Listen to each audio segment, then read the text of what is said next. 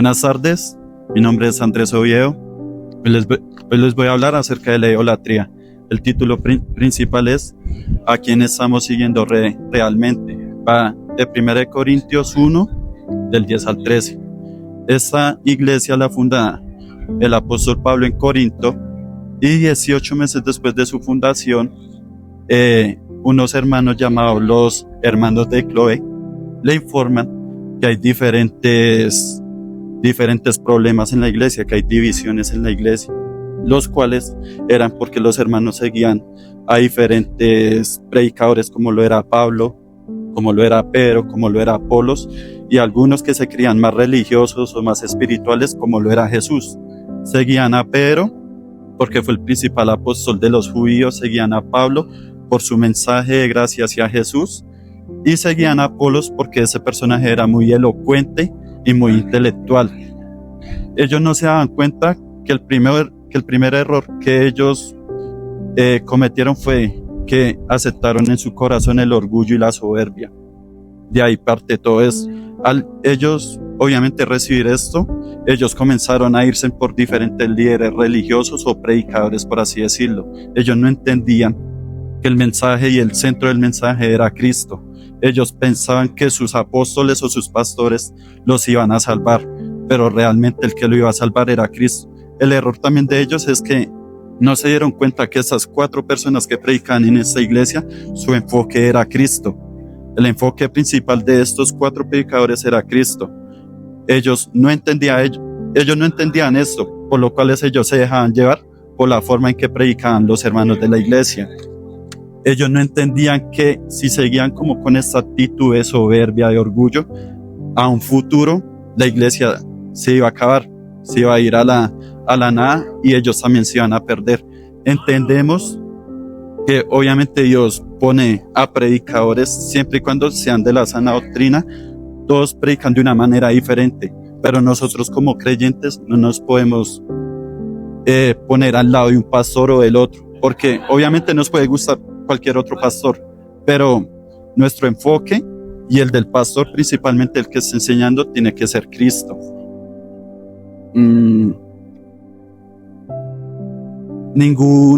Obviamente ningún predicador sacrifica la vida como por sus ovejas. Hasta el momento no hemos visto un pastor que sea crucificado por el hermano, o quizás esa obra solo la hizo Jesucristo. Sabemos que Pablo les dijo a ellos, ¿acaso el cuerpo de Cristo está dividido? Entendemos nosotros que un brazo no puede tener movimiento si no está con su cuerpo. Nosotros también en unidad en Cristo tenemos que estar unidos y esperar por su segunda venida, que nos está esperando obviamente la Jerusalén celestial. También tenemos que tener claro que nosotros tenemos un modelo a seguir, el cual fue Cristo. Nosotros tenemos que ser siempre humildes, tenemos que ser mansos como lo fue Jesucristo. Había muchos líderes religiosos que sabían mucho de religión, mucho de las escrituras, acerca de Moisés, el Pentateuco, acerca de muchas doctrinas, pero Jesús como los calmaba con la palabra y con su humildad. Jesús murió por nosotros, por nuestros pecados, no murió para que nosotros ganáramos debates, ganáramos discursos religiosos. Dios nos envía a que nosotros seamos mansos. Versículo principal: amados hermanos, les ruego por la autoridad de nuestro Señor Jesucristo que vivan en armonía los unos a los otros, que no haya divisiones en la iglesia, por el contrario sean todos de un mismo parecer, unidos en pensamiento y propósito, pues algunos de la casa de Cloé me comentaron de las peleas entre ustedes, mis amados hermanos. Algunos de ustedes dicen, yo soy seguidor de Pablo, otros dicen, yo soy seguidor de Apolos, o yo sigo a Pedro, o yo sigo únicamente a Cristo. ¿Acaso Cristo está dividido en facciones? ¿Fui yo, Pablo, crucificado por ustedes? ¿Fue alguno de ustedes bautizados en el nombre de Pablo? Por supuesto que no. Gracias. Bueno, mis queridos hermanos, quiero empezar esta reflexión que he preparado con mucho amor, pidiéndoles que hagamos un ejercicio muy fácil, y es que traigamos a memoria en este momento un elemento muy característico de la temporada de invierno, de la temporada de diciembre. Uno normalmente lo ve decorando estos arreglos de ramas que evocan precisamente la temporada tan característica del invierno. Se trata de esas piñitas que nosotros llamamos de pino, que son duras, secas, como color marrón más o menos, y que nosotros les llamamos piñitas. ¿Sí las tienen en mente más o menos? Las tenemos en mente, ¿verdad? Bueno, pues resulta que estas no se llaman piñitas en realidad, sino que se llaman conos de los pinos. Y son más o menos como los frutos de los pinos, porque en muchas especies de pinos, dentro de estas estructuras están contenidas las semillas que van a dar lugar a nuevos árboles o a nuevos pinos.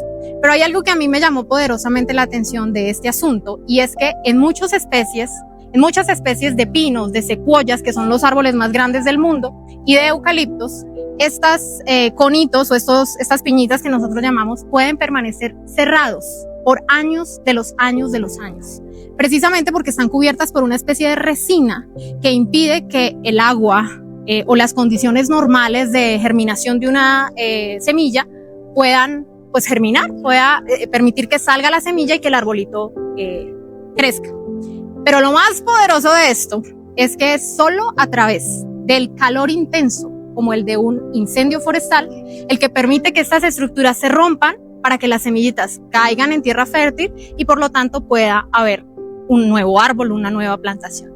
Este es un proceso de la naturaleza real y existe, se llama serotinia, por si en alguna oportunidad lo quieren buscar y conocer. Y es precisamente el proceso a través del cual el fuego, que aparentemente es destructivo, cumple una función principal y primordial para la germinación de semillas y por lo tanto para nuevos plantíos de bosques. Entonces las semillas, en lugar de morir por las llamas, lo que hacen es que renacen, que germinan y que maduran, ¿verdad? Mis hermanos, aunque no sea cómodo decirlo muchas veces, el fuego de la prueba que viene a la vida cristiana muchas veces cumple una función muy similar a lo que acabamos de escuchar. No es fácil, no es algo agradable, no es algo que por voluntad propia escogeríamos, pero sí o sí es el instrumento que Dios utiliza para forjar en nosotros algo que de alguna u otra manera no sucedería, y es precisamente hacernos madurar, hacernos germinar y hacernos crecer. Por eso, la palabra de Dios, mis hermanos, en el libro de Santiago, capítulo 1, versículos 2 al 4, para quien me pueda acompañar, lo voy a leer en la Nueva Traducción Viviente, dice de la siguiente manera: amados hermanos, cuando tengan que enfrentar cualquier tipo de problemas, considérenlo como un tiempo para alegrarse mucho, porque ustedes saben que siempre que se pone a prueba la fe, la constancia tiene una oportunidad para desarrollarse. Así que dejen que crezca, pues una vez que su constancia se haya desarrollado plenamente, serán perfectos y completos y no les hará falta nada. Para mí, personalmente, este no es uno de esos pasajes bíblicos fáciles de entender, sino que es un desafío que tenemos que lograr con la ayuda del Espíritu Santo, porque hay momentos o temporadas en donde la vida golpea con fuerza, en donde hay pruebas que no podemos entender por qué las estamos atravesando, y tampoco hay lógica que logre comprender por qué tenemos que vivir ciertas situaciones. Pero creo que este pasaje nos reta a confiar en algo más grande que en la lógica humana, y es que Dios no se equivoca, que Dios no pierde el control y que aún en medio del fuego Dios sabe exactamente lo que está haciendo.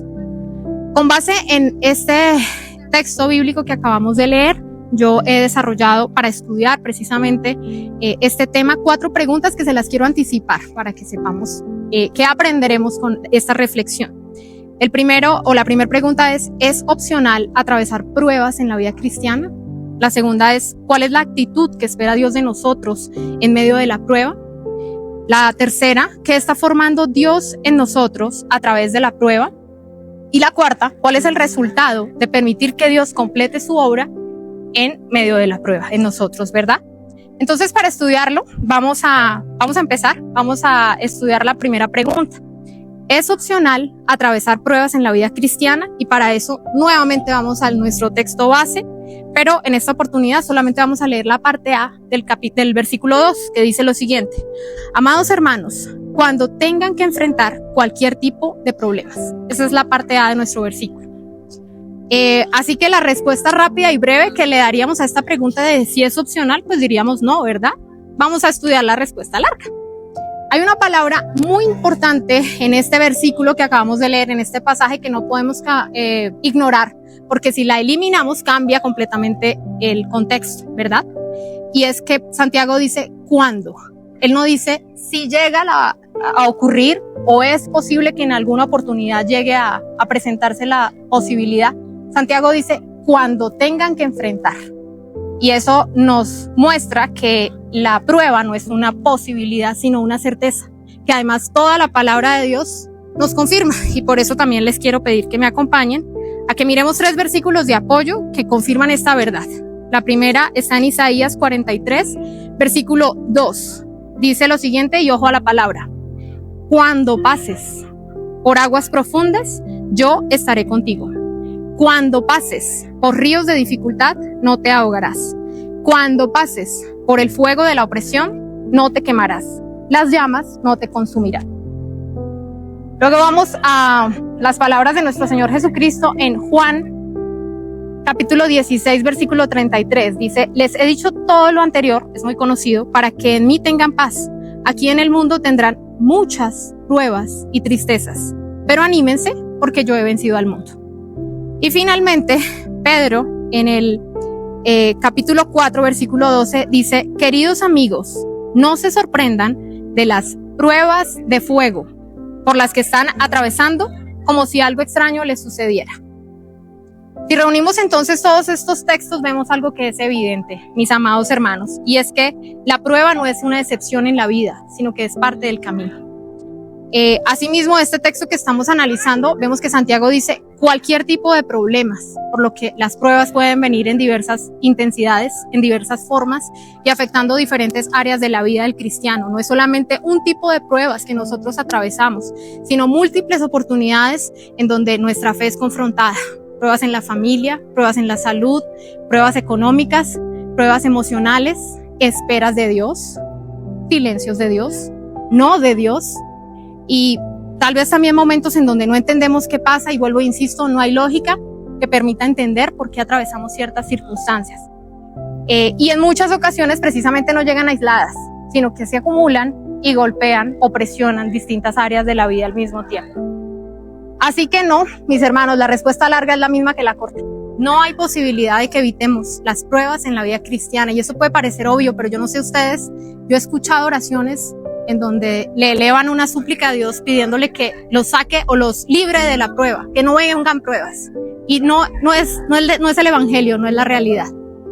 Sin embargo, también estoy segura que ustedes han notado una verdad completamente esperanzadora en estos versículos que acabamos de leer, porque los mismos versículos que dicen cuando pases, en el mundo tendrán aflicción, y no se sorprendan, anuncian no solo la realidad de la prueba, sino también una presencia constante que está con nosotros, atravesando junto a nosotros cada una de las pruebas que vivimos. Entonces, lo esperanzador no es que podamos evitarlas, lo esperanzador es que hay una presencia constante con nosotros día y noche, atravesando las pruebas que estamos enfrentando. Este sería mi primer punto.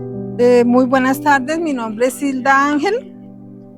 Les voy a hablar del sermón temático. Mi tema es la pereza. Y está el texto principal, Proverbios 6, 6, 11.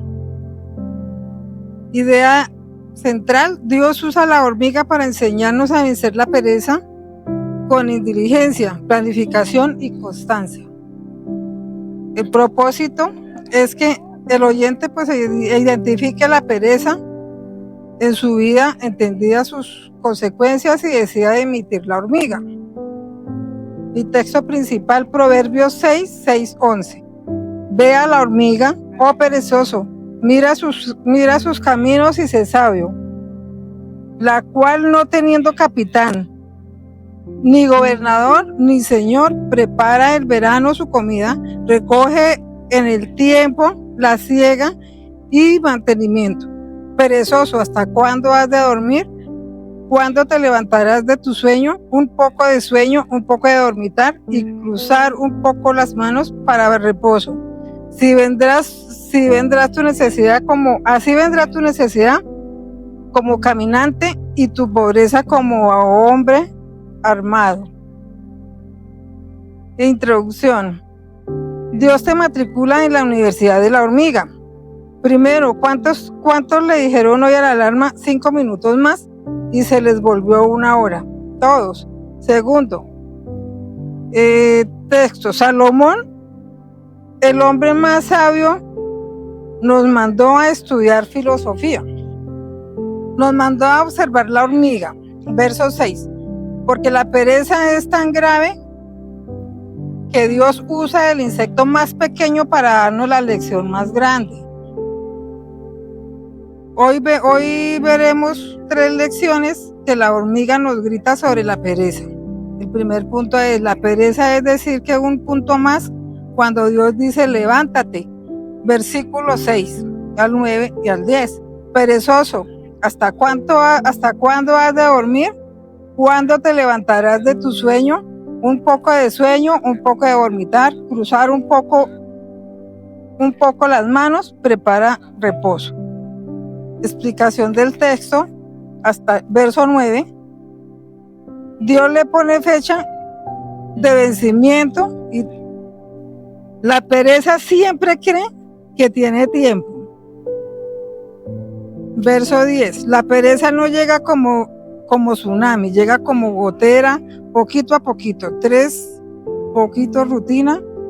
Versículo de apoyo para entender qué es Proverbios 24, de 30 al 34.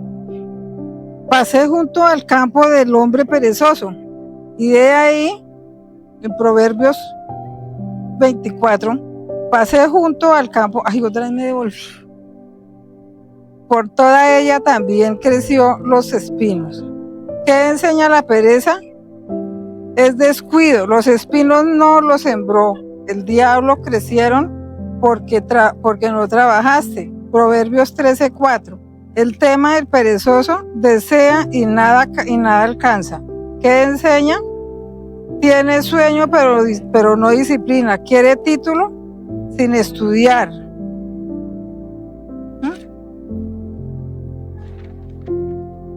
Y entonces, conclusión. Queridos hermanos, yo los invito a que dejemos la pereza, lleguemos más temprano a la iglesia, porque a veces llegamos muy tarde, llegamos cuando ya ha pasado la alabanza. Pues yo los invito y nos invitemos a llegar más temprano para compartir la palabra. Mi nombre es Erika Cuevas. Voy a hablar el poder del verdadero perdón. El poder es el tema más profundo y difícil de practicar en la vida cristiana. Muchos de nosotros somos heridos, humillados, traicionados y rechazados. Vivimos en un mundo marcado por el pecado, donde las ofensas muchas veces se vuelven dolor y nos causan un dolor profundo en nuestro corazón.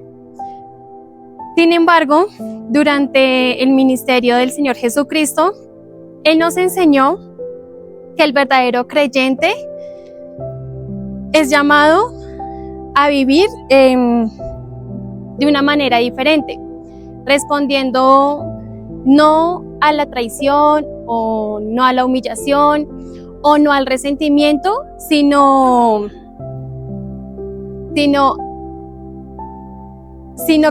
al perdón, a la misericordia y al amor. El perdón no solamente libera a quien recibe misericordia, sino también sana y libera el corazón de quien perdona. Muchas personas viven cautivas de la amargura, el enojo, el resentimiento, cargando heridas que no solo afectan su relación con Dios, sino también su vida espiritual. Quiero que reflexionemos hoy qué es realmente el perdón, por qué es tan importante, cómo debemos perdonar, quiénes necesitan perdonar y cómo el perdón trae libertad y sanidad al corazón. Un pensamiento de un autor que se llama Lewis. Dice, todos dicen que el perdón es una idea maravillosa hasta que tienen algo que perdonar. ¿Qué es el perdón? El perdón es una decisión espiritual que renuncia al resentimiento, a la venganza, a la ira.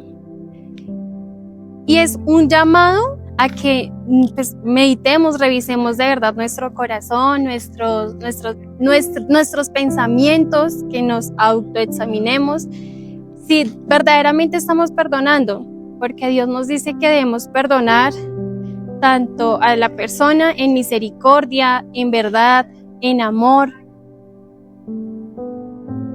Y es entregar esa sanidad, porque es una sanidad, y no esclavizarnos en dañar pues nuestro corazón, porque estamos dañando nuestro corazón al no perdonar verdaderamente. Un versículo de qué es el perdón lo podemos ver en Efesios 4:32, que nos dice: antes se benignos unos con otros, misericordiosos, perdonándonos unos a otros, como Dios también perdonó a vosotros en Cristo. Este modelo también nos enseña que el perdón es Cristo mismo. Un pensamiento de Tim Keller nos enseña: perdonar es cancelar una deuda moral y renunciar al derecho de la venganza. Perdonar no siempre elimina inmediatamente el dolor, pero sí rompe las cadenas del resentimiento. ¿Por qué es importante el perdón? El perdón es importante porque restaura la relación con Dios y trae sanidad al corazón. Muchas personas viven atadas a la amargura, el enojo, el resentimiento, el odio y hasta los deseos de venganza. Pero el perdón libera el alma y permite que Dios sane las heridas. Eso lo vemos en Colosenses 3:13. Soportándonos unos a otros y perdonándonos unos a otros, si alguno tuviere queja contra otro. De la manera que Cristo os perdonó, así también hacedlo vosotros. Cristo nos llama a perdonar de la misma manera en que Él nos perdonó, que es con gracia y con misericordia y amor. El perdón no es debilidad, el perdón es una expresión de madurez espiritual, y eso lo vemos en Salmos 86:5. Porque tú, Señor, eres bueno y perdonador, y grande en misericordia para con todos los que te invocan. Dios reconoce la gravedad del pecado, pero aún así ofrece gracia y misericordia. Un pensamiento de John Stott dice: el perdón está en el corazón del Evangelio porque está en el corazón de Dios. ¿Cómo debemos perdonar? Debemos perdonar de la misma manera que Dios nos perdona a nosotros, con misericordia, humildad, verdad y amor. El verdadero perdón nace del corazón transformado por Dios. Eso lo vemos en Mateo 18:35. Así también mi Padre Celestial hará con vosotros si no perdonáis de todo corazón cada uno a su hermano sus ofensas. Jesús nos enseñó que el perdón debe ser sincero y profundo, no solamente externo o superficial. Perdonar no significa permitir abuso ni negar la justicia, pero sí significa renunciar al odio y dejar el juicio final en las manos de Dios. Eso lo vemos en Lucas 6:36. Sed pues misericordiosos, como también vuestro Padre es misericordioso. Un pensamiento de Agustín de Hipona decía: nada nos hace más semejantes a Dios que estar siempre dispuestos a perdonar. ¿Quiénes necesitan el perdón? La realidad es que todos necesitamos el perdón y necesitamos aprender a perdonar. Entonces, los invito a que cada uno revisemos y examinemos qué es de verdad perdonar. Que no solamente le digamos a esa persona, la perdonamos y en realidad seguimos con sentimiento, rencor, odio, porque no solamente le estamos mintiendo a esa persona, ni nos estamos mintiendo a nosotros, sino estamos mintiéndole es a Dios, que Él es el que nos enseña a perdonar verdaderamente. Buenas tardes, mis hermanos. Mi nombre es Richard Alejandro Arias Ortiz. El tema que el Señor me permitió poderles expresar acá se llama No todos somos hijos de Dios. Este tema el Señor me lo permitió sacar del versículo Mateo 7, 19 al 23, el cual dice: todo árbol que no dé buen fruto debe ser cortado y echado en el fuego. Así que por sus frutos los conoceréis. No todo el que me diga Señor, Señor entrará en el reino de los cielos, sino el que haga la voluntad de mi Padre que está en los cielos. Muchos me dirán en aquel día: Señor, Señor, ¿no profetizamos en tu nombre y en tu nombre echamos afuera demonios y en tu nombre hicimos milagros? Entonces les contestaré: nunca os conocí, apartados de mí, hacedores de maldad. Mis hermanos, Dios no puede ser burlado. Hay una necesidad de entender que aunque nos congreguemos, aunque creamos que sabemos mucho de la palabra, aunque creamos ser cristianos, debemos confrontarnos a nosotros mismos. Hay una necesidad de entender que debemos entregar nuestra vida por completo a Cristo. ¿Sí? No podemos querer pretender caminar en nuestros gustos, en creer que yo puedo vivir mi vida, me acomodo, que puedo acomodar las escrituras a como yo pienso. De que si yo lo veo, de que en algún versículo me dice que no desearás a la mujer del prójimo, voy por la calle y sé que Dios me va a perdonar, entonces miro a una mujer y digo, no, Dios me perdona. No, realmente cuando somos realmente hijos de Dios, cuando realmente tenemos a Cristo en el corazón y en nosotros mora el Espíritu Santo, las muestras se dan, nuestros frutos van a ser buenos, vamos a respetar a las mujeres, vamos a respetar a nosotros mismos, ¿sí? Entendiendo que nosotros somos templo del Espíritu Santo, porque no hacemos lo que nosotros queremos hacer, sino lo que Dios mismo nos manda. Hay una necesidad de entender que nosotros somos como libros abiertos a las naciones, ¿sí? Que nosotros siendo cristianos, si el Señor nos ha dado el privilegio de poderle conocer, somos embajadores de Cristo, ¿sí? Tenemos una misión muy importante. No puede ser basado en un texto, ni estar con todos los domingos con la Biblia, ni estar puntualmente en un servicio, sino realmente que con nuestras vidas podamos glorificarle, que realmente haya un real arrepentimiento que no puede ser dado por nosotros. Nosotros no podemos atribuirnos ninguno, pues realmente nosotros no hacemos nada. Todo es obra de Dios por medio del Espíritu Santo que nos permite acercarnos a Él realmente, ¿sí? Si nosotros realmente entregamos nuestra vida a Cristo, esos van a ser los frutos. Los frutos no se refiere a buenas obras, ni que yo hago el bien y Dios me recompensará. No. Lo que realmente las buenas obras son tener el carácter de Cristo. Es la imitación de Cristo. El Señor nos dice en su palabra que debemos ser imitadores de Él. Los puntos que el Señor me permitió sacar acá, ¿por qué los que no son hijos de Dios no dan fruto? El segundo punto fue ¿quiénes son los hijos de Dios? El tercer punto es ¿cuándo sé que soy hijo de Dios? El cuarto punto, ¿cómo debe vivir un hijo de Dios?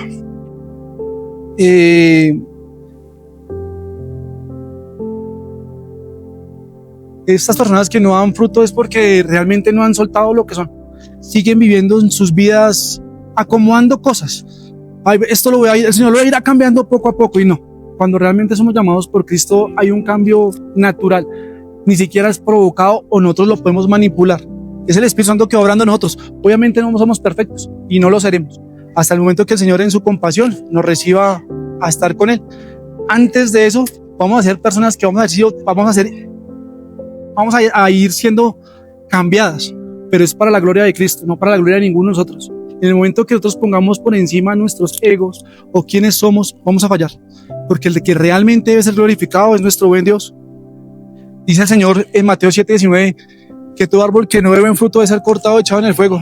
Esto es un llamado de atención a todos los que creemos ser cristianos. Eso va llamado, este mensaje es literalmente para todos los que hemos sido llamados a conocer del Señor, ¿sí? No tenemos excusa, nosotros tenemos la verdad, ¿sí? No podemos decir hoy voy a vivir de esta forma y después no.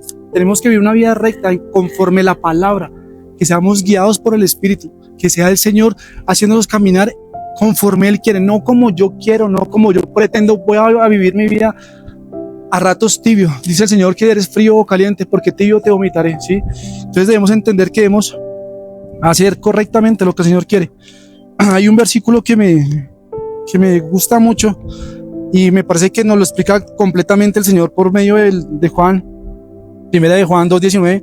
Salieron de nosotros, pero no eran de nosotros, porque si hubiesen sido de nosotros, habrían permanecido con nosotros, pero salieron para que se manifestase que no eran de nosotros. Eso es algo importantísimo. Podemos hacer parte de un ministerio, de una iglesia, pero la única forma de ser de Cristo es cuando realmente el Espíritu Santo mora en nosotros, que realmente lo hemos aceptado, que el sacrificio en la cruz, que no fue algo menor, fue algo maravilloso. Es la mejor verdad que podemos tener nosotros, es que por medio de su sangre podemos ser salvos, reconocidos ante el Padre como justos. Mis hermanos, yo los invito a que estudiemos nuestro caminar y que entendamos que realmente debemos entregar nuestra vida a nuestro Señor completamente. Ese es el mensaje que quieras transmitirles. Muy buenas tardes, me llamo Cecilia Guerrero y mi tema es el temor, algo que yo lo vivo. Él está en el versículo 20, Éxodo 20:20, dice: y Moisés respondió al pueblo: no temas, porque para probaros vino Dios y para que su temor esté delante de vosotros, para que no pequéis. El título se llama ¿Qué piensa Dios del temor? Cuando la Biblia habla del temor de Dios, no se refiere solamente al miedo o al terror, habla de algo mucho más profundo: reverencia, respeto, obediencia, asombro delante de la grandeza de Dios. El temor de Dios no es un temor que destruye, es un temor que transforma la vida del ser humano. En el idioma hebreo, una de las palabras usadas para temor es yirá, que puede producirse como reverencia, respeto profundo, admiración y reconocimiento de la autoridad de Dios. En ese sentimiento que nace cuando entendemos quién es Dios realmente: santo, poderoso, eterno, perfecto. El temor de Dios produce una conciencia espiritual donde el ser humano reconoce: tú eres Dios y yo necesito de ti. Por eso la Biblia enseña que el temor de Dios es el principio de la sabiduría, porque cuando el hombre reconoce la grandeza de Dios, comienza a ordenar correctamente su vida. Hay un versículo en el Salmo 111:10, dice: el principio de la sabiduría es el temor de Jehová. Buen entendimiento tienen todos los que practican sus mandamientos. Su lor permanece para siempre. Vivimos en un mundo donde muchas personas han perdido el temor de Dios. La maldad, la violencia, el egoísmo, el pecado aumentan cada día porque el ser humano quiere vivir lejos de la voluntad de Dios. Sin embargo, el Señor sigue llamando a su pueblo a vivir en obediencia, santidad, reverencia delante de Él. ¿Qué es el temor de Dios? El temor de Dios es vivir con respeto, obediencia, reverencia delante del Señor. No se trata solamente de palabras o emociones. El verdadero temor produce cambios en la vida del creyente. La persona que teme a Dios busca agradarle, obedecerle, apartarse del pecado, honrar su nombre. Hay un versículo de apoyo en el Salmo 31:19 y dice: cuán grande es tu bondad que has guardado para los que temen, que has mostrado a los que esperan en ti, delante de los hijos de los hombres. El temor de Dios trae protección, dirección y bendición espiritual. Un pensamiento de Charles, no lo sé pronunciar, Charles, decía: el temor de Dios es el asesinato de todos los demás temores. Cuando una persona teme verdaderamente a Dios, aprende a depender más del Señor que de sus propios deseos. ¿Por qué es necesario el temor de Dios? El temor de Dios es necesario porque nos ayuda a apartarnos del pecado, a vivir correctamente delante de Él. Cuando una persona pierde el temor de Dios, comienza a justificar el pecado y a vivir según sus propios deseos. Pero el temor santo produce obediencia, transformación. Hay un versículo que dice en el Salmo 103:11: pues qué tan alto es el cielo sobre la tierra, engrandecido su misericordia sobre los que le temen. Como el Padre Hay otro versículo en el 103:13 también. dice, ¿cómo el Padre se compadece de los hijos? Se compadece Jehová de los que le temen. El temor de Dios no aleja al creyente del Señor, al contrario, lo acerca más a Él. Dios muestra su misericordia, compasión a quienes viven en reverencia y obediencia. Un pensamiento. El hombre que ha perdido el temor de Dios ha perdido el sentido de lo sagrado. ¿Cómo se manifiesta el temor de Dios? El temor de Dios se refleja en una manera de vivir. No es solamente asistir a una iglesia o hablar de Dios. El temor verdadero se demuestra en nuestras decisiones, en nuestra obediencia, en nuestra forma de tratar a otros y en nuestra lucha contra el pecado. La persona que teme a Dios busca honrarlo, aún en medio de las dificultades. Hay un versículo en Isaías 43:2. Dice, cuando pases por las aguas, yo estaré contigo, y si por los ríos, no te anegarán. Cuando pases por el fuego, no te quemarás, ni la llama arderá en ti. El temor de Dios produce confianza, seguridad, porque el creyente sabe que Dios está con él, aunque en medio de las pruebas, aún en medio de las pruebas. Un pensamiento de John Calvin decía, el verdadero temor de Dios nace cuando comprendemos su santidad, su amor. ¿Quiénes necesitan del temor de Dios? Toda la humanidad necesita volver al temor de Dios. Vivimos en una generación donde muchas personas han perdido el respeto por Dios y su palabra. La violencia, la corrupción, la inmoralidad, el egoísmo reflejan la ausencia del temor de Dios y del corazón humano. Pero Dios sigue siendo refugio y esperanza para quienes lo buscan. Hay un versículo que está en el Salmo 43:1. Dios es nuestro amparo y fortaleza, nuestro pronto auxilio en las tribulaciones. Hay otro versículo en el Salmo 46:10. Estad quietos y conoced que yo soy Dios. Seré exaltado entre las naciones, enaltecido seré en la tierra. Muchos hombres y mujeres en la Biblia vinieron en temor de Dios y dejaron testimonio de obediencia y fe. Entre ellos Moisés, David, Daniel, Simón Pedro y los discípulos de Cristo. Todos entendieron que el temor de Dios produce obediencia, fidelidad y una vida transformada. Conclusión. El temor de Dios no es un miedo que destruye al ser humano, es una reverencia santa que transforma el corazón y guía la vida hacia la obediencia y la sabiduría. Cuando el hombre pierde el temor de Dios, fácilmente cae en el pecado y se aleja del Señor. Pero cuando reconoce la grandeza, santidad, autoridad, Dios comienza una vida de cambio, humildad y dirección espiritual. El temor de Dios nos aparta del pecado, nos acerca al Señor, nos ayuda a vivir correctamente y nos enseña a depender de Dios.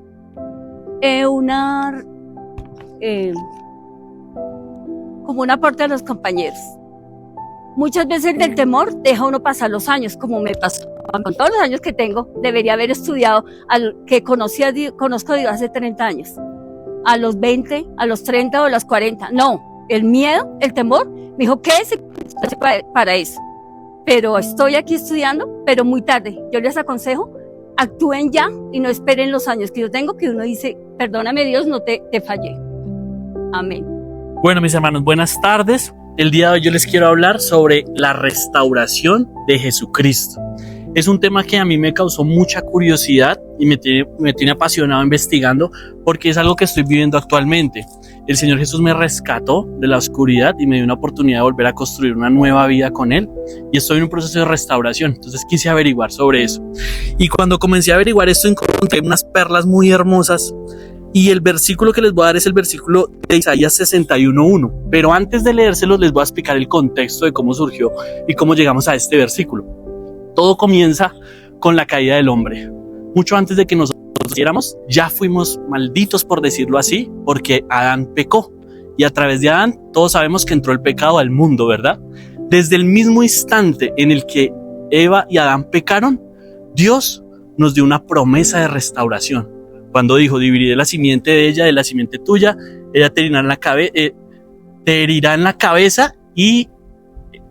lo herirás en la cabeza y ella te herirá en el carcañal. Desde ahí una promesa. Luego pasaron aproximadamente 1400, 1500 años. con el profeta Isaías en Isaías 61, donde el profeta escribe esta profecía. Isaías 61:1. El Espíritu de Jehová el Señor está sobre mí, porque me ungió Jehová, me ha enviado a predicar buenas nuevas a los abatidos, a vendar a los quebrantados de corazón, a publicar libertad a los cautivos y a los presos apertura de cárcel. Algo muy impactante de este versículo es que cuando el Señor Jesús comenzó su ministerio, Él iba al templo a leer los rollos, ¿verdad? Y al Señor Jesús le entregaron el rollo de Isaías. Y el Señor Jesús leyó este versículo que se los acabo de leer, se los voy a volver a leer, y ahora imagínense al Señor Jesús leyéndolo, porque el Señor Jesús es el cumplimiento de esta profecía. 2080 años, año 700, y luego el año 0 de Cristo lo cumple. Dios lo promete, lo profetiza, y en Cristo se cumple. Quiero que imaginemos todos por un momento al Señor Jesús leyendo esto, rodeado de todos las personas del templo, y leyó esto: el Espíritu de Jehová el Señor está sobre mí, porque me ungió Jehová y me ha enviado a predicar buenas nuevas a los abatidos, a vendar a los quebrantados de corazón, a publicar la libertad a los cautivos y a los presos apertura de cárcel. Luego de que el Señor les lee esto, podemos avanzar y ver en Lucas 4:21 que Él les dice cuando lo termina de leer, suelta el rollo y se sienta, y el Señor Jesús les dice a todos: hoy se ha cumplido esta escritura delante de vosotros. Ahí fue el cumplimiento. En un solo día el Señor nos cumplió. Entonces, ¿qué significa esto? Porque es importante la restauración y cómo restaura Cristo. En este versículo vemos un ejemplo de cómo restaura Cristo y nos está dando unas pistas de que viene a predicar buenas nuevas. En ningún momento acá nos dice que vino a criticar, que vino a juzgar, que vino a condenar. Esto lo leyó Cristo, el Dios en el que creemos. No lo escribió un discípulo, no lo escribió un profeta, lo dijo directamente Cristo y lo cumplió Cristo. ¿Quién hay mayor referente que Cristo para nosotros? ¿Hay algún profeta que esté por encima de Cristo? ¿O Cristo es la verdadera doctrina? Eso es lo que nos enseña Cristo. Cuando yo analizo esto, digo, ¿por qué Dios quiere restaurar la humanidad? Y cuando hubo una investigación, resulta que puse a investigar, y según la Organización Mundial de la Salud, existen más de 1.100 millones de personas en el mundo que padecen trastornos relacionados con ansiedad, con depresión y salud mental. Existen más de 316 millones de personas que consumen drogas. Detrás de estos hay familias destruidas, jóvenes atrapados, esclavizados, niños que han sido víctimas de violencia.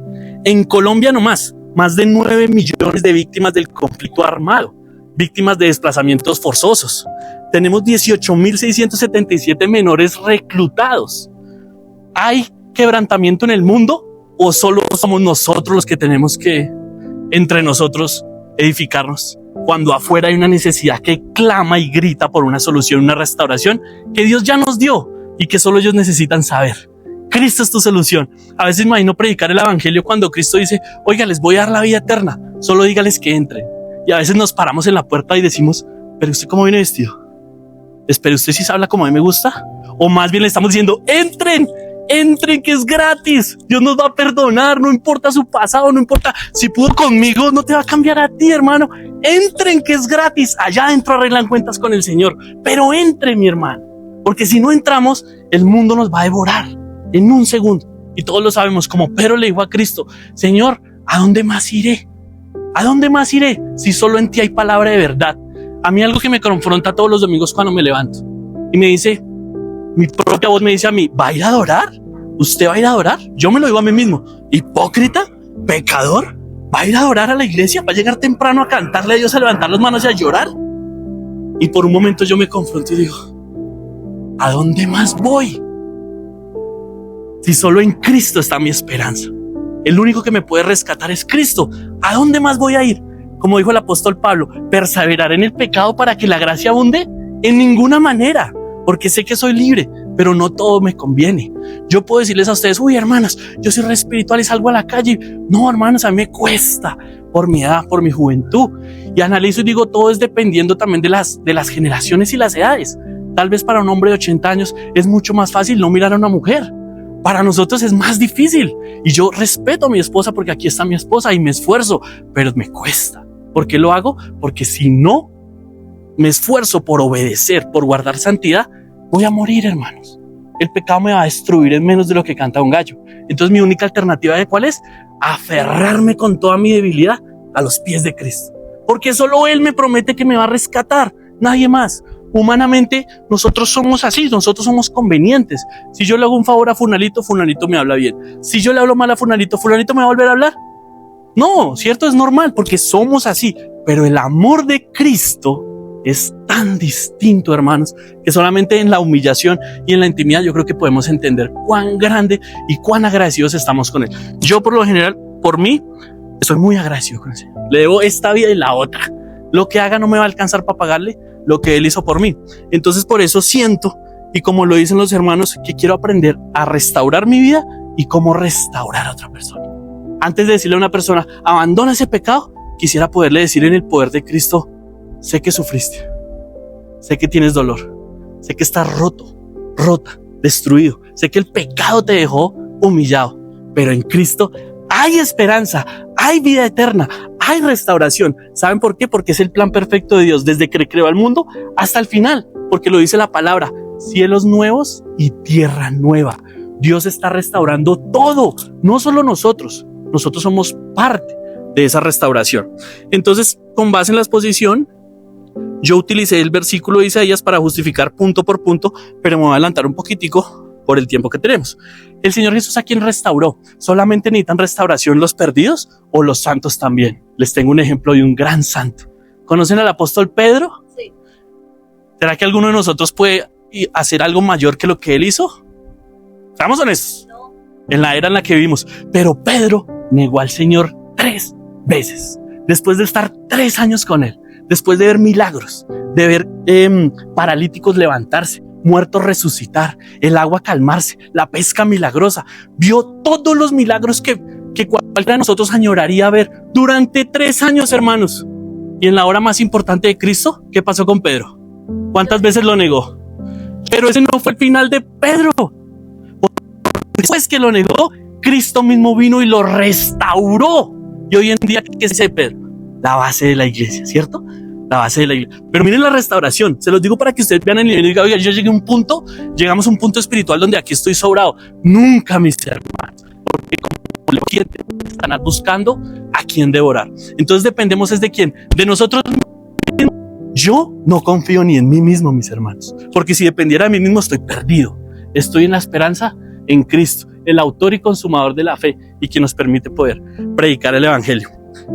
Bueno, para cerrar, creo que por un poquito de tiempo, ya estamos apenas listos. Ahora para los hermanos en amor y que nosotros aprendamos a restaurar a los hermanos y a los del mundo, porque por ellos fue que Cristo dio la vida. No la dio por nosotros los cristianos bonitos, la dio por nosotros, perdón. O sea, la dio por nosotros, pero también por ellos. Y miren este versículo para cerrar. Gálatas 6:1. Hermanos, si alguno fuere sorprendido en alguna falta, vosotros que sois espirituales, restauradle con espíritu de mansedumbre, considerándote a ti mismo, no sea que tú también seas tentado. Entonces, si no queremos que Satanás nos tiente y la vida nos tiente tan duro, seamos más pasitos con los hermanitos y recordemos siempre de dónde nos sacó Dios, porque nosotros no nacimos flotando ni en un pesebre como el Señor Jesucristo. Gracias, mis hermanos, de ser el mensaje. Hermanos, buenas tardes. Mi nombre es Roger Marroquín.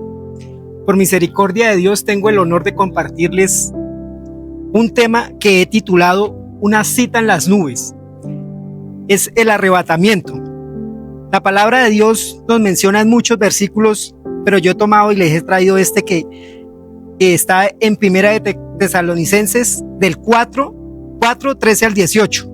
Y dice así: tampoco queremos, hermanos, que ignoréis acerca de los que duermen, para que no os entristezcáis como los otros que no tienen esperanzas. Porque si creemos que Jesús murió y resucitó, así también Dios traerá a Jesús con los que durmieron en él. Por lo cual os decimos esto en palabra del Señor, que nosotros que vivimos, que habremos quedado hasta la venida del Señor, no precederemos a los que durmieron, porque el Señor mismo, con voz de mando, con voz de arcángel, con trompeta de Dios, descenderá del cielo, y los muertos en Cristo resucitarán primero. Luego nosotros, los que vivimos, los que hayamos quedado, seremos arrebatados juntamente con ellos en las nubes para recibir al Señor en el aire, y así estaremos siempre con el Señor. Por lo tanto, alentaos los unos a los otros con estas palabras. Mis hermanos, la palabra de Dios nos revela sobre la salvación en Cristo, pero también nos menciona y nos hace referencia sobre su glorioso retorno, el arrebatamiento. Es la gran esperanza de la iglesia, y este evento dará inicio al cumplimiento de las profecías del tiempo final. En aquel momento de este evento, el mundo estará distraído. No habrá ninguna advertencia, no habrá una cuenta regresiva visible. Lo que para muchos parece un misterio, para la iglesia genuina es una promesa viva. El arrebatamiento no es una fábula, no es una metáfora. En realidad es un evento profético, literal, repentino, inminente, glorioso e irreversible. Los invito a pensar en esto.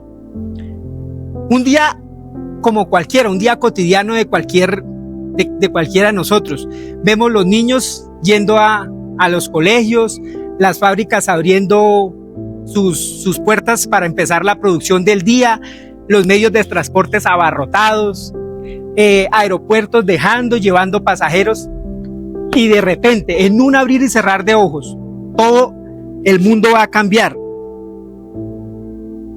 El mundo cambia en este instante donde la historia de la humanidad va a ser irrumpida para siempre, con consecuencias eternas. El mundo entero cambia, millones de personas van a desaparecer. Y quiero llevarlos también a esos primeros momentos de este evento, donde los primeros minutos de esta nueva realidad va a haber un caos total, el caos va a reinar.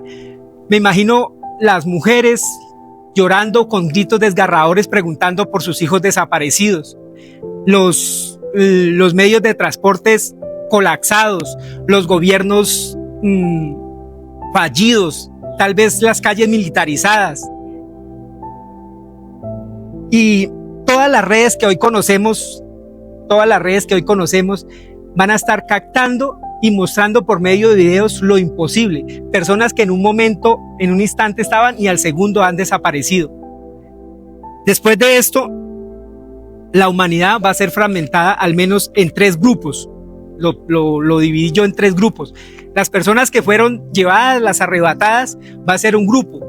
Pero hay un grupo que son los moradores de la tierra, son los que se van a quedar. Pero dentro de ese grupo va a haber un subgrupo o otro grupo que van a ser estas personas, pastores, líderes, ovejitas, hermanitos, que siempre arrastraron un evangelio, siempre llevaron ese evangelio ahí arrastrado, vivían una fe light.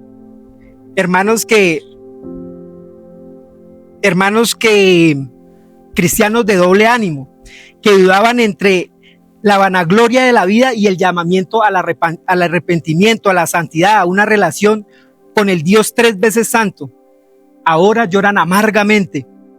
Este último grupo sabe que con el cumplimiento del arrebatamiento, el juicio venidero también se va a hacer real.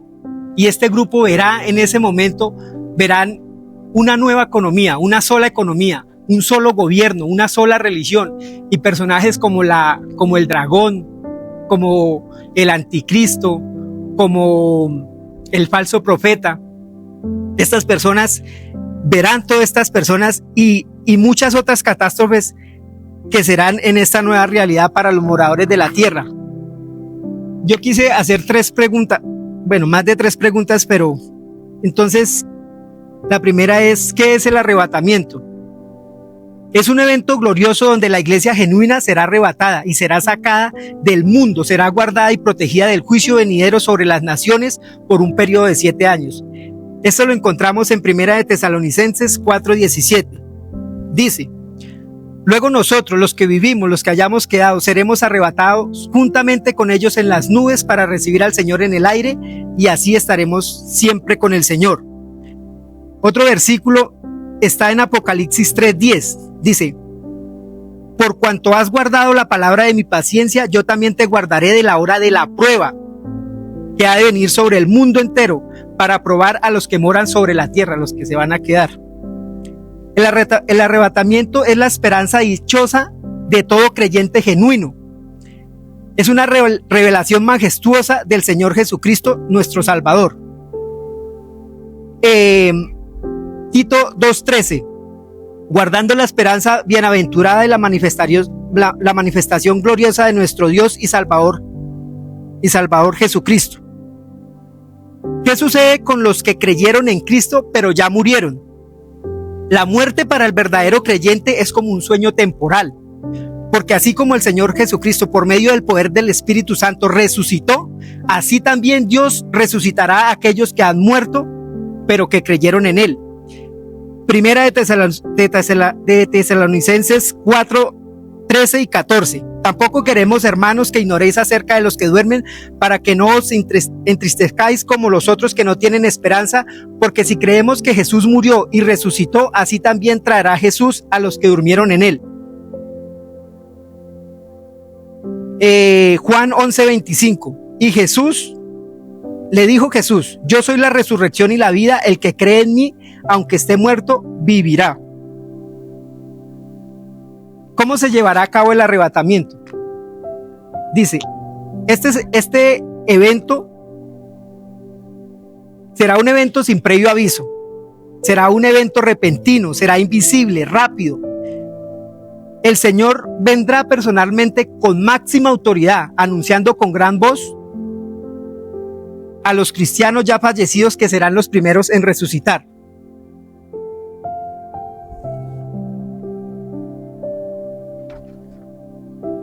Quiero terminar con esta generación es una generación retada. Nosotros, todos los que estamos hoy día, es una generación retada, porque en ninguna otra parte de la historia habíamos visto el cumplimiento de muchísimas de las profecías de la palabra.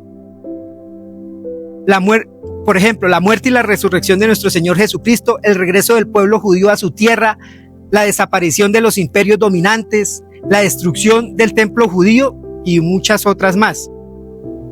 Ahora les hablo.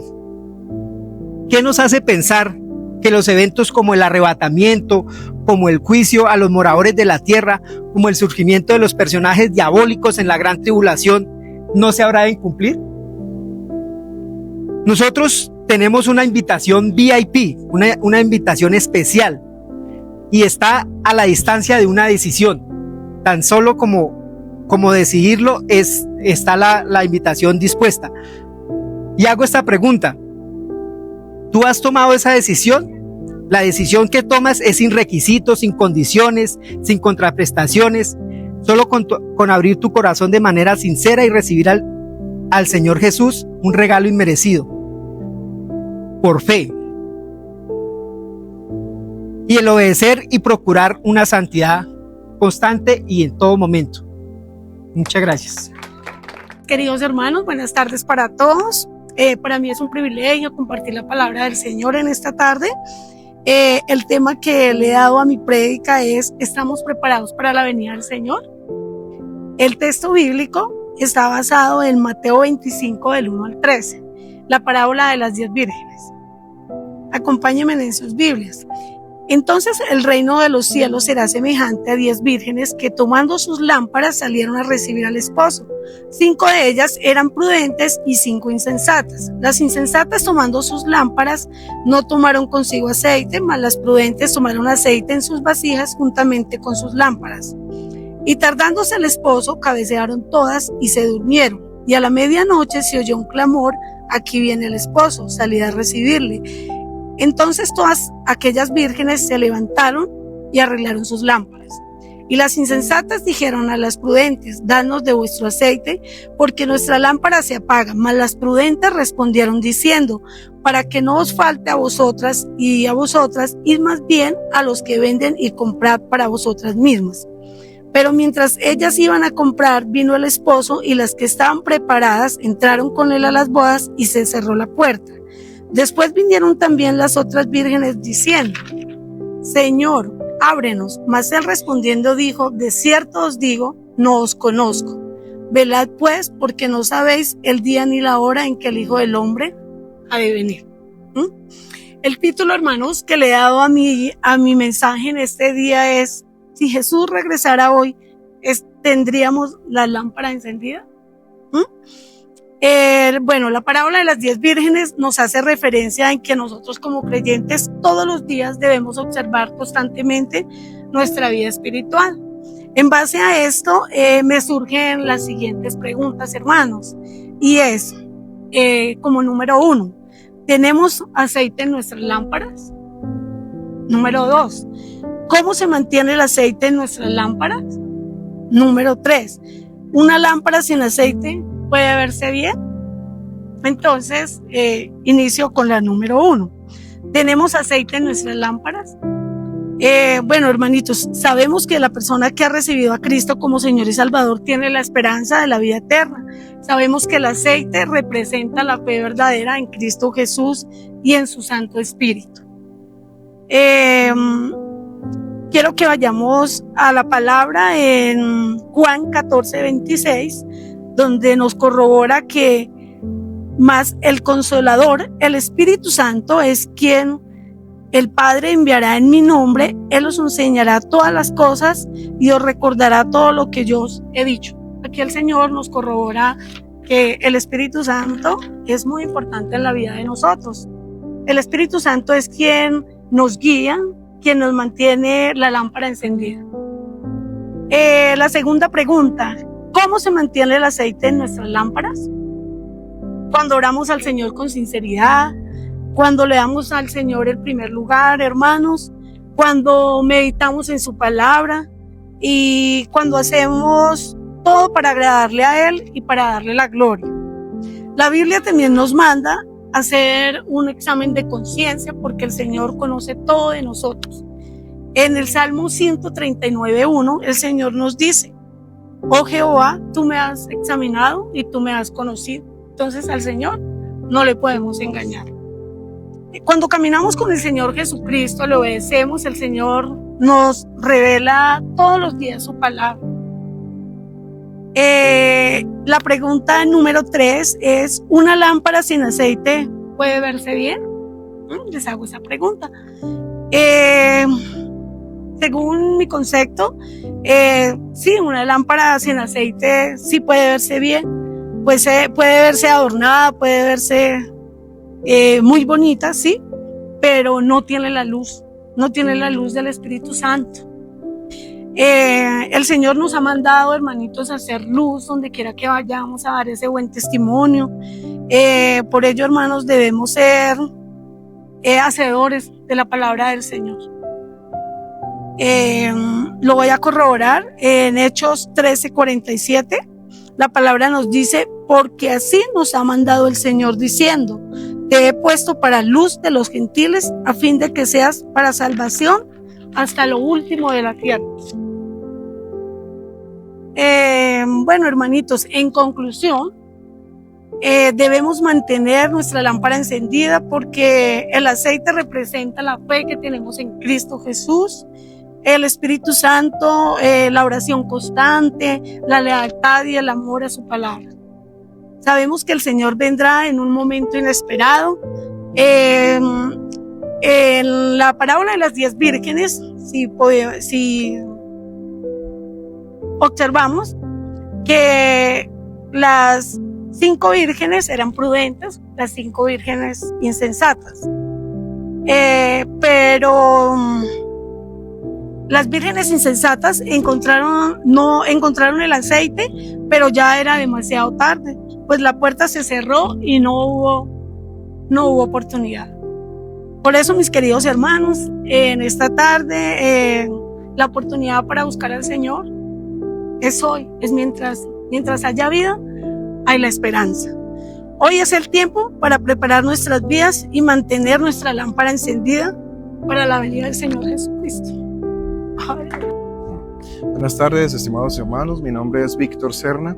El día de hoy les traigo una palabra basada en circunstancias que pueden aplicarse a mí. Quiero que pronto a través de esta enseñanza puedan aplicarlo a sus vidas.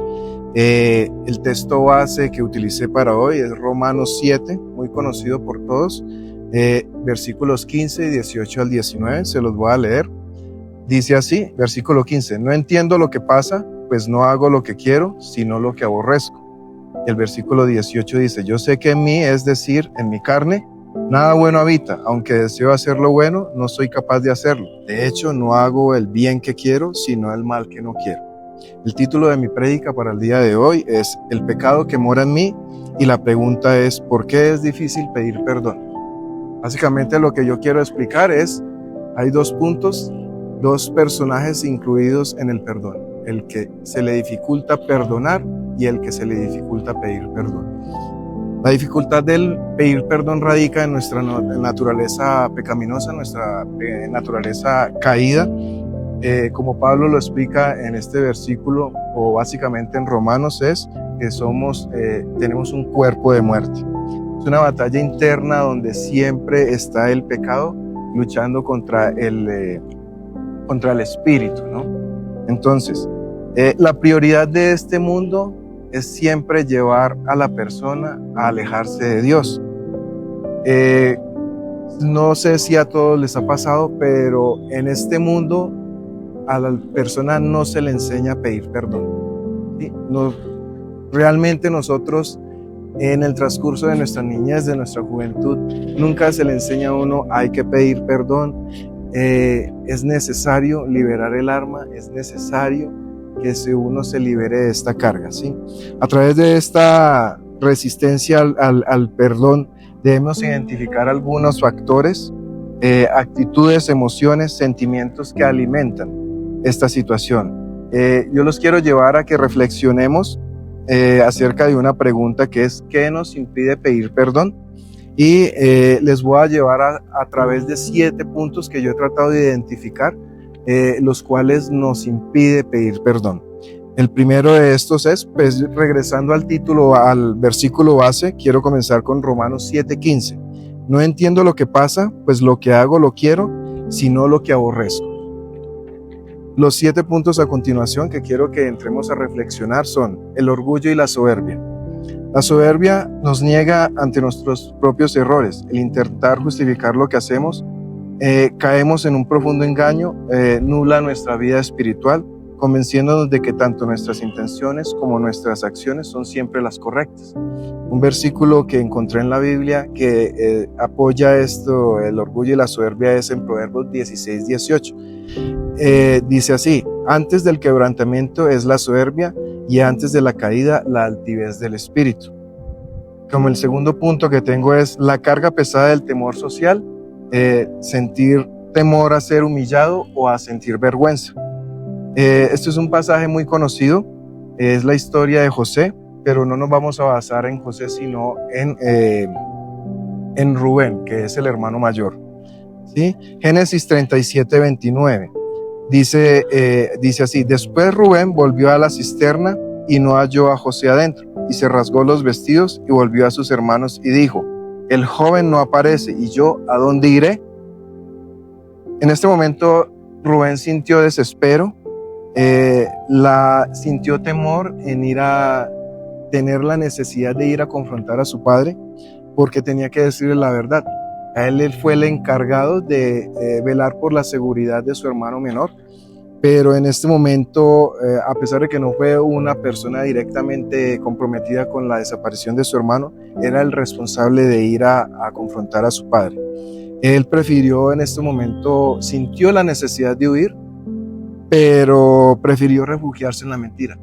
Muchas veces nos pasa que el Espíritu pone en nuestro corazón que realmente hemos cometido un error, tenemos que ir a pedir perdón, pero nuestra carnalidad, por decirlo así, siempre nos lleva a tergiversar las circunstancias y preferiblemente nos lleva a esa mentir, ¿sí? También como tercer punto tengo la culpa y la ansiedad. Este Salmo 32:3-4 fue dicho por el rey David y dice así: mientras callé se envejecieron mis huesos y en mi gemir todo el día, porque de día y de noche se agravó sobre mí tu mano, se volvió mi vendor en sequedades de verano.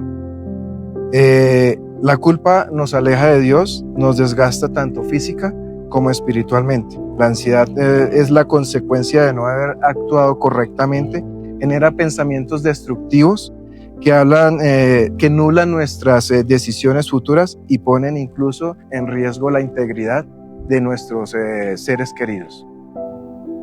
Muy buen día, amada iglesia, que la paz de Cristo esté en el corazón de cada uno de ustedes el día de hoy. Que sea el Espíritu Santo dándonos y abriendo ese entendimiento para que podamos entender con claridad este mensaje que trae el Señor de parte de Él por medio de su palabra. Amén.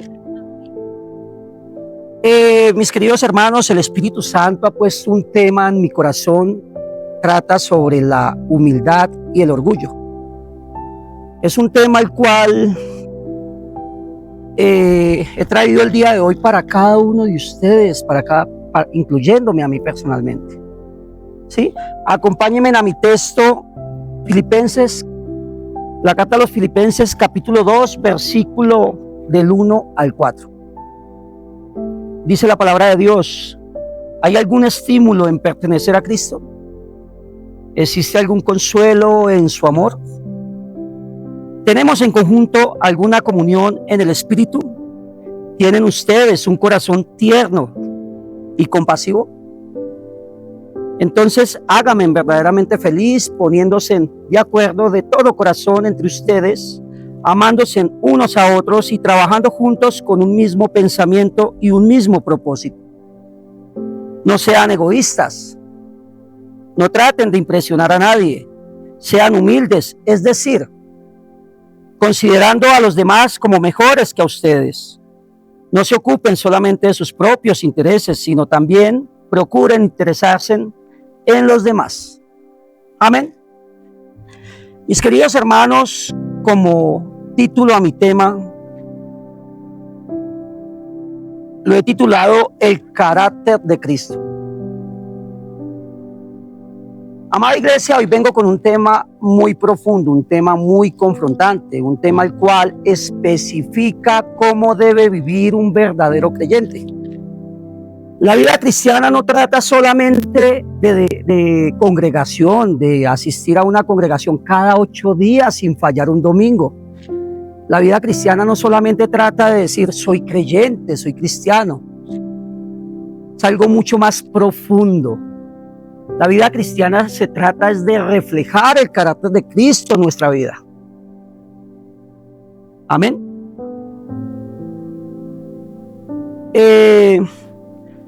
Y es precisamente ahí donde se libra una de las batallas más silenciosas y más peligrosas en la vida de un ser humano. La batalla entre la humildad y el orgullo. Mis queridos hermanos, aquí el apóstol Pablo no le está hablando a personas inconversas. El apóstol Pablo se está dirigiendo directamente a la iglesia, lo cual nos lleva a entender que debemos tener mucho cuidado, porque el orgullo no solamente es un problema del mundo, sino también un peligro real dentro de la vida del creyente. ¿Sí? Hoy en día, como decía, vemos muchas personas las cuales se congregan, quizá llevan 2, 5, 10 años en una congregación sin fallar ni siquiera un domingo. Pero son personas que aún todavía no conocen qué es vivir un verdadero cristianismo. Como hay personas también, muchas de estas personas sí conocen qué es llevar una vida cristiana, pero no la viven. No viven esta vida cristiana, ¿por qué? Porque todavía siguen atados a los placeres del mundo, todavía viven en sus pecados y quieren seguir caminando allí, quieren seguir caminando en ese pecado. Entonces, ¿qué nos da a entender? Que han hecho una entrega no completa, sino una entrega parcial a nuestro Señor Jesucristo. Una verdadera vida cristiana es una transformación interna, una transformación en la cual nos lleva a una obediencia completa. Una transformación en la cual es entregar nuestra vida a Jesucristo y a todas sus enseñanzas. ¿Sí? Así que podemos congregarnos, queridos hermanos, podemos cantar alabanzas, podemos leer la palabra, podemos orar todos los días, podemos incluso servir dentro de la congregación. Pero también podemos tener un corazón lleno de orgullo, un corazón disfrazado de espiritualidad, porque hoy en día se ve mucho dentro de la iglesia.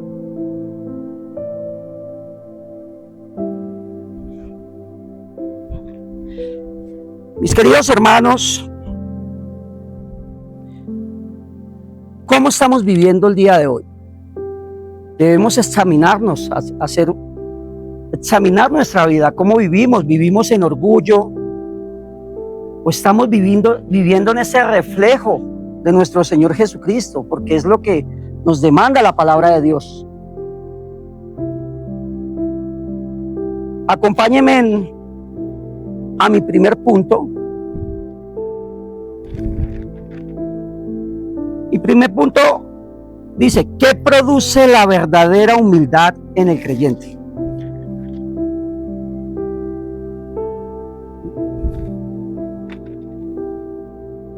Amada iglesia, la verdadera humildad en el creyente produce un corazón entregado, un corazón dispuesto, un corazón completo, una entrega total a nuestro Señor Jesucristo. ¿Sí? Un corazón que deja de vivir para sí mismo y comienza a reflejar en su vida el carácter de nuestro Señor Jesucristo. Nos lleva a formar una verdadera unidad con los demás. La verdadera humildad no se evidencia en forma en cómo vivimos, en cómo pensamos, sino en cómo pensamos en los demás, en cómo amamos, en cómo nos sometemos a Dios. Acompáñenme a Filipenses, la carta a los Filipenses, capítulo 2, versículo del 1 al 2. ¿Hay algún estímulo en pertenecer a Cristo? ¿Existe algún consuelo en su amor? ¿Tenemos en conjunto alguna comunión en el Espíritu? ¿Tienen ustedes un corazón tierno y compasivo? Entonces háganme verdaderamente feliz poniéndose de acuerdo de todo corazón entre ustedes, amándose unos a otros y trabajando juntos con un mismo pensamiento y un mismo sentir. Mis queridos hermanos, ¿cómo estamos viviendo el día de hoy? Recordemos que la verdadera humildad nos lleva a vivir en unión, nos lleva a vivir en amor, nos lleva a vivir en un mismo sentir, en el Espíritu. Al contrario del orgullo, nos lleva a contiendas, nos lleva a discusión, a vanagloria, a buscar ese beneficio propio para cada uno de nosotros cuando sabemos que no es así. ¿Cómo viven mis hermanos? ¿Cómo tratan ustedes a sus compañeros de trabajo? De una forma en egoísmo, de una forma en contienda, porque si viven en contienda con sus compañeros de trabajo, ahí no está reflejando el carácter de Cristo. Están viviendo un orgullo, pero dicen ser cristianos. ¿Cómo están tratando a sus familias, a su esposa, a sus hermanos, a sus hijos? Vivimos en contienda en nuestra casa, ahí no estamos reflejando el carácter de Cristo, pero decimos ser cristianos. ¿Cómo vivimos? ¿Cómo nos comportamos cuando venimos para este lugar y se nos atraviesa el carro, la moto y nos bajamos a buscar un problema, a pelear con estos hermanos? Ahí no estamos reflejando el carácter de Cristo, estamos viviendo un orgullo, pero decimos ser cristianos. No trata de esto, queridos hermanos, se trata de reflejar el carácter de Cristo en nuestro corazón. Amén. Muchas gracias. Buenas tardes, mi nombre es Marlene Ordóñez. El tema que les voy a hablar hoy es acerca de la falsa apariencia en la relación con nuestro Dios. Este tema está basado en el libro de Primera de Reyes, capítulo 14, versículos del 1 al 12. Les voy a comentar cómo empezó pues la iniciativa de este tema. Hace unos meses estaba leyendo este versículo, este pasaje, y leí una frase que yo sentí que el Señor me la decía. Les voy a leer los primeros versículos de ese pasaje. Dice: en aquel tiempo, Abías, hijo de Jeroboam, cayó enfermo. Jeroboam era un rey del reino de Israel. Dijo Jeroboam a su mujer: levántate ahora y disfrázate, para que no te conozcan que eres la mujer de Jeroboam, y ve a Silo, porque allá está el profeta Ahías, el que me dijo que yo había de ser rey sobre este pueblo. Un tiempo atrás este mismo profeta le había dicho a Jeroboam que él iba a suceder pues a Salomón. Y luego dice, la mujer de Jeroboam lo hizo así, se levantó, fue a Silo y vino a la casa de Ahías. Nos dice después que el profeta Ahías era ciego, ya no podía ver, aún así pues ella se fue disfrazada. Pero el Señor le había dicho a Ahías: he aquí que la mujer de Jeroboam va a venir a consultarte por su hijo. Él está enfermo. Así le vas a responder cuando ella venga. Y ella vendrá disfrazada, le dijo el Señor al profeta.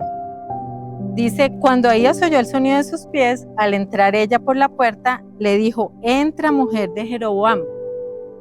Y esta es la frase que yo sentí que el Señor me tocó. Me dijo: ¿por qué te finges otra? He aquí yo soy enviado a ti con revelación dura. Voy a leer hasta ahí. Y yo sentí pues que por algunos motivos yo había estado fingiendo pues algo que yo no soy. Entonces por eso me interesa en estudiar qué dice la Biblia acerca del fingimiento.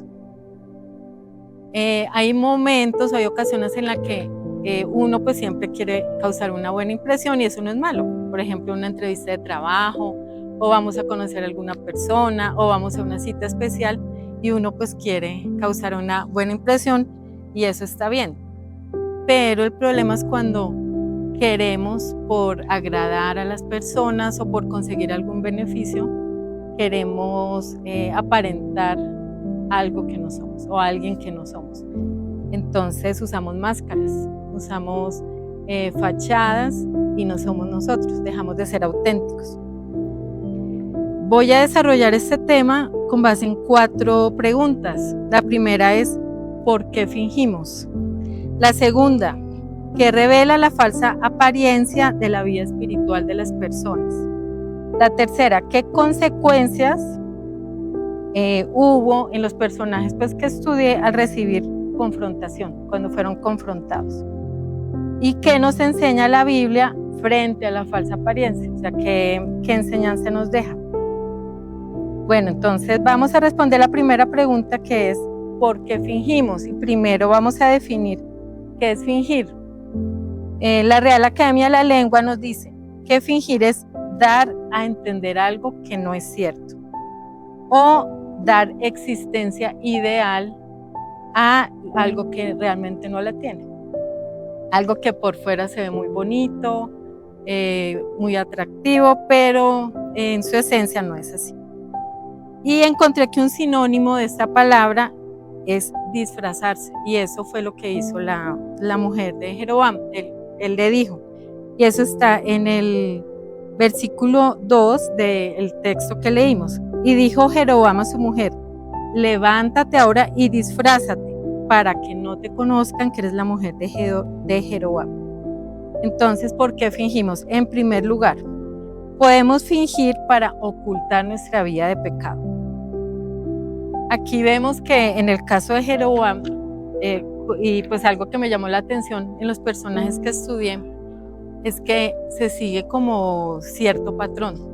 Empiezan muy bien, pero terminan mal. Y ese fue el caso de Jeroboam. Al comienzo se nos describe que él era un hombre muy joven y muy activo, y por eso Salomón lo llamó para que sirviera ahí en el reino. Pero a pesar de que incluso el mismo profeta Ahías le había dicho que él iba a reinar sobre 10 de las 12 tribus de Israel, él se entregó a la idolatría. Construyó 2 becerros de oro para que la gente de este reino no fuera hasta Jerusalén, sino para que adoraran allá. Entonces, pues, él terminó mal. Y esa fue su vida de pecado, que se entregó completamente y de una forma terrible a la idolatría. En segundo lugar, podemos fingir para obtener un beneficio o una ganancia personal. Un ejemplo de eso es cuando la gente se incapacita, se finge enferma para sacar una incapacidad médica. Ahí están fingiendo para obtener un beneficio personal. O hay personas que fingen enfermedad para tener a alguien cerca, un ser amado, puede ser un niño su mamá, o en fin.